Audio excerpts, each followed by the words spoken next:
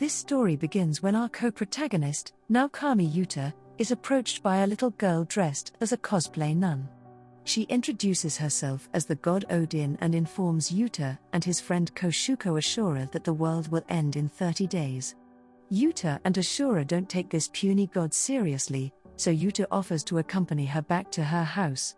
Odin then explains that she is a god bestowed with magical powers and doesn't live on Earth.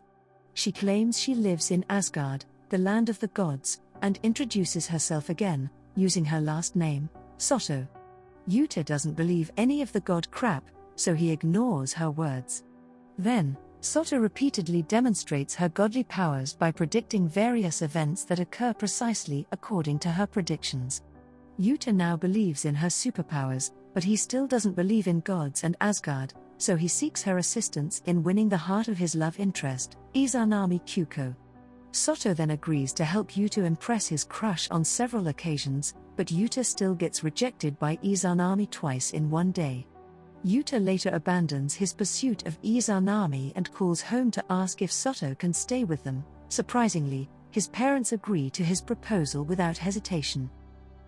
Yuta then takes Satou home, and Satou introduces herself as Hina Satou. Yuta is puzzled by his parents' sudden willingness to let Hina live with them, so he confronts them, and they explain that Hina is a distant relative of theirs whom they had been expecting. Afterwards, the family introduced themselves to Hina at the dinner table. Yuta's father Daichi now Kami, his mother Tokiko, and his younger sister Sora. Hina settles in with the family, and Yuta tells her how he developed feelings for Izanami, his childhood friend. Satou then offers to help Yuta gain ground with Izanami through film production, but it fails because she still has no romantic feelings towards Yuta. Satou again assists Yuta in composing a song and teaches him how to play the piano to impress Izanami. This time around, Yuta does impress Izanami but backs out at the last minute due to his fear of rejection. Consequently, Hina's schemes to get Yuta with Izanami failed as they retired for the day. Then, Sora arrives home late at night unconscious after fleeing from a debt collector who was extorting her friend. Sora tells the family about her friend's situation, and Hina offers to help boost sales at her friend's ramen restaurant. She drags Yuta into it, having him pose as a revitalization agent who can help the restaurant increase sales. They made a few changes to the restaurant and got multiple customers in 1 week, increasing sales and improving the restaurant's popularity. After a while, the debt collector returns to extort the restaurant, but Hina uses her powers to help Yuta chase him away. Meanwhile, the mystery begins to unravel as Hiroto Suzuki, a strange and eccentric hacker, is summoned to Japan to investigate a physicist named Kurogi Shuichiro. Hiroto is to investigate Kurogi's research under an unknown female CEO's orders, and he will be working with her bodyguard, Aguma Raito. He locates Kurogi's partner, Dr. Asama, and arranges a meeting with the CEO. She inquires about Professor Kurogi's research, and Dr. Asama reveals that Kurogi may have implanted his research theory into one of his family members. Back home, Hina offers to help Yuta again by giving him the chance to meet his celebrity crush and lawyer, Keiko Tengon. She gets Yuta into a mahjong tournament hosted by Tengon and helps him win it, thereby impressing Tengon. Tengon then recognizes Toya and invites him back to her house with an enticing offer, but he declines. Hina then berates Toya, reminding him that the apocalypse is only 13 days away and that he should enjoy life more. In a series of flashbacks, we see a bit of Izanami's life struggles. Her mother died when she was little, and her death has left the Izanami family scarred and depressed. Her father rarely leaves the house and has not visited her mother's grave in a while. Hina hears this and then offers to help Izanami's father step out of his home. They try every trick in the book to get him out of the house, and when they finally succeed, Izanami's father decides to try every new dish in town. He then tells Yuta and Hina about a video message left by Izanami's mother before her death and asks them to keep it a secret from Izanami. But Hina decides to use her power to assist Izanami in having a brief but heartwarming conversation with her late mother.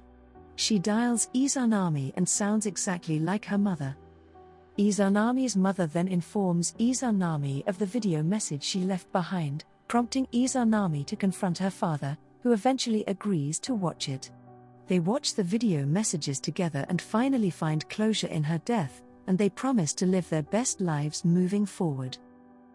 Later in the series, Hina and all the other characters attend a summer festival together, and the plot this time focuses on Yuta's friendship with Ashura. The group has a good time at various festival stands, and Izanami seems to enjoy Yuta's company even more.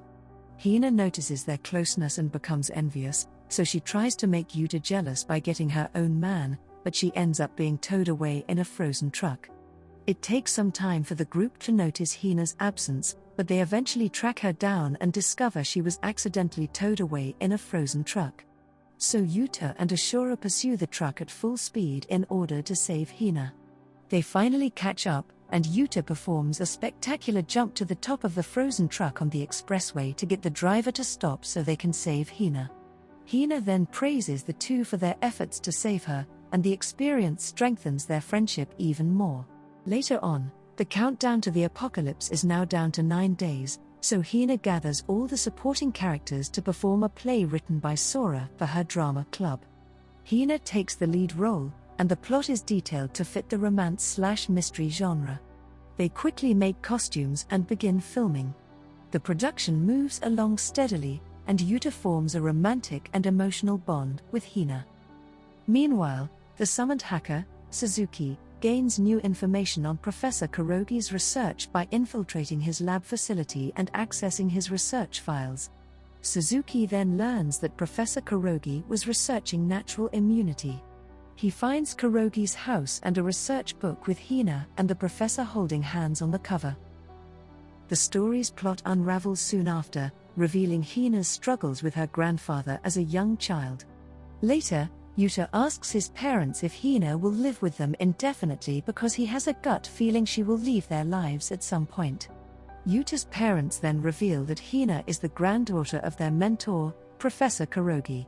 They tell Yuta that Hina's mother is no longer alive and that Hina's father abandoned her a while ago. Hina lived with her grandfather, who used his research to help her live a healthy life. They explain that they promised Kurogi they would look after his grandchild, which is why they agreed to take Hina in immediately. So Yuta confronts Hina and requests that she accompany him to see her father, who abandoned her. Hina reluctantly agrees, and they pay Hina's father, Soto Toshitoka, a visit. Toshitoka seemed to believe that Hina was already dead and was surprised to find Hina healthy and energetic. He pulls Yuta aside and explains that Hina was born with a congenital disease called Logos syndrome. This syndrome is a neurological disease that causes brain atrophy and neurogenic muscle atrophy in the body. Atrophy is the shrinking or degeneration of human body parts. It weakens the muscles and eventually kills the patient. He explains further that Hina was once unable to speak or walk. He is baffled to see his daughter active and healthy because there is still no cure for Logos syndrome. However, he is not delighted to see Hina. Instead, he warns Toya that Toya might end up suffering as much as he did when Hina was a child because there is still no cure for Logos syndrome. A few days later, Suzuki makes significant progress in Kurogi's investigation. He discovers that Professor Kurogi developed a quantum computer chip that he embedded into Hina's brain to help her function and keep her healthy. He reports his findings to the CEO and learns that the government intends to remove the chip from Hina's head. Suzuki becomes agitated by this and contacts Hina to warn her of the impending danger. When Hina receives his message, she realizes that what she thought was an apocalypse was actually the end of her life. She then reveals to the group that her time is almost up. Just then, the Japanese government approved the removal of the quantum chip from Hina's brain because they deemed the technology futuristic and unsafe. They send people to bring Hina in, and Yuta frantically confesses his love to Hina before the government takes her away. Time passes, and Hina has been missing since the government took her away. Suzuki, remorseful for reporting his findings to the government, then befriends Yuta and informs him of Hina's current health status. But Yuta does not care that Hina is now almost vegetative and back to her atrophied self. He follows Suzuki to a sanatorium, where he meets a frail Hina with much shorter hair. Suzuki leaves Yuta at the sanatorium with a fake ID and informs him that he only has 2 weeks to bring Hina back home. Yuta then spends the first week attempting to gain Hina's trust, and he gradually begins to suspect that the memories of Hina from the summer may have all been the quantum chip in control after all. But when he calls his friends and family, they all reassure him that the memories they shared with Hina were genuine and not the result of a machine's power.